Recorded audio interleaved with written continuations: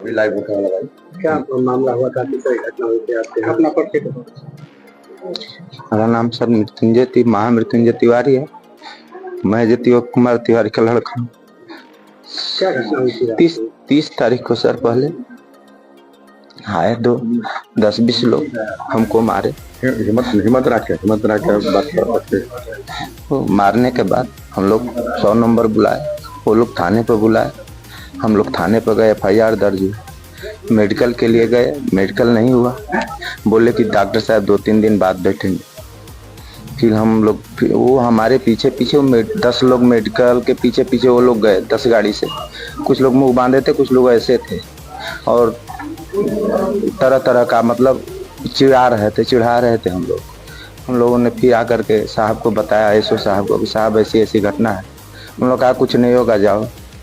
फिर मेरे माँ बाप दोनों गए एसपी साहब के यहाँ, तो वो चल दिए, मतलब कोई काम था वो चल दिए। हम लोग बहुत पीछे लाइन में थे। फिर हम लोगों ने दरखास्त दिया ऐसी ऐसी है। फिर आज रात को हम लोग मशीन चला रहे थे, पिताजी मशीन चला रहे थे, हम लोग बैठे थे। वो लोग उधर पानी चला रहे थे, 12:30 बजे तक वो लोग इंजन से पानी चला रहे थे और राउंड मार रहे थे और पूरा इधर भी लाइट जला रहे थे और पूरा लियो ऐसे ऐसे सब कर रहे थे। उसके बाद हम बोले पापा से कि 100 नंबर बुलाए। बोले कि नहीं, हम सुबह एसपी साहब के यहाँ जाएंगे। फिर सब हमको बोले कि जाओ तुम का दवा खा करके सो जाओ। माँ बोली कि हम देखते रहेंगे।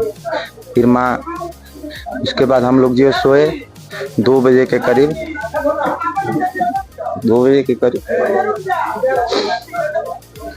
मेरी माँ चिल्लाने लगी। हम लोग दौड़ के आए, सब वो लोग पिताजी को मार के ले रहा है। हम लोग पकड़े, हम माँ को भी मारे, मेरी पत्नी को भी मारे और हमको से तो कुछ होता नहीं। ये इतना मारे। देखिए दिखाइए सर, मैं देख ही रहा हूँ। ये मारे, जान बची है इनकी, वही कहा और धमकी देके गए, सुलह कर लो नहीं तो इसके आगे और पूछोगे। ये यहीं के लोग थे, पूर्व डेरा के लोग, राम प्रवेश यादव के घर के और चनरमा यादव, इन्हीं लोगों से तो विवाद था। कितने की संख्या थी? 20 की संख्या कम से कम थी सर। हाँ, 10 मोटरसाइकिल और आगे एक गाड़ी लगी थी, 4 चक्का काली सी थी। हाथों में क्या लिए थे?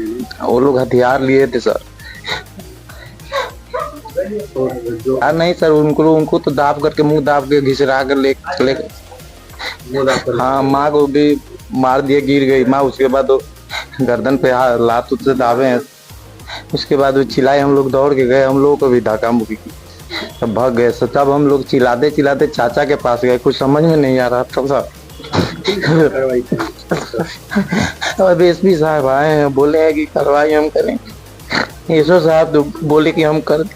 उसी दिन एसओ साहब छोड़ दिए, 1 घंटे बाद उसी को छोड़ दिए थे। जिस दिन पकड़ के ले गए उसी दिन छोड़ भी दिए। पूरा थाने की घटना, उसी दिन एसओ साहब नहीं छोड़े होते तो ये सब नहीं करते साहब। कप्तान साहब के नहीं, एसपी साहब के पापा और मम्मी दोनों गए थे कि हमारे बेटे को बहुत मारे हैं, फिर भी उनको छोड़ दिया गया थाने पर। तो वही FIR लिखा गया। मेडिकल के लिए 4 दिन से दौड़ा रहे थे, डॉक्टर साहब नहीं बैठ रहे हैं। हम जा करके इमरजेंसी, हमको उल्टी होने लगा, इस आँख से हमको कम दिखाई दे रहा है, ये हमेशा फुला रहता है। तो उस दिन तो सांस का प्रॉब्लम। फिर एम्बुलेंस बुला के हम लोग हॉस्पिटल गए, तो फिर प्राइवेट में सुमित कुमार के यहाँ हम लोग एक्सरा अल्ट्रासाउंड कराए सब। वहां से दया तो कुछ रिलैक्स है, फिर भी साहब बहुत ये सब दर्द है, गर्दन हमारा घूम नहीं रहा। न्याय ऐसा होगा कि आप लोग देखेंगे, आप बिल्कुल परेशान ना होइए।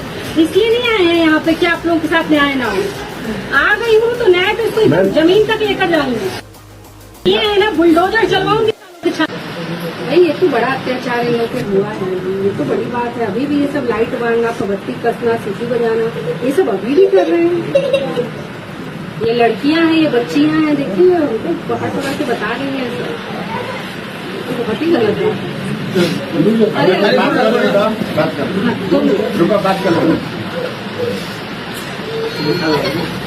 भाव सीमा देखिए भाव जिसको मारे थे इनके घर के लड़के को, उनका भी मेडिकल मेडिकल हो गया है। आज मेडिकल मेडिकल भी नहीं करेंगे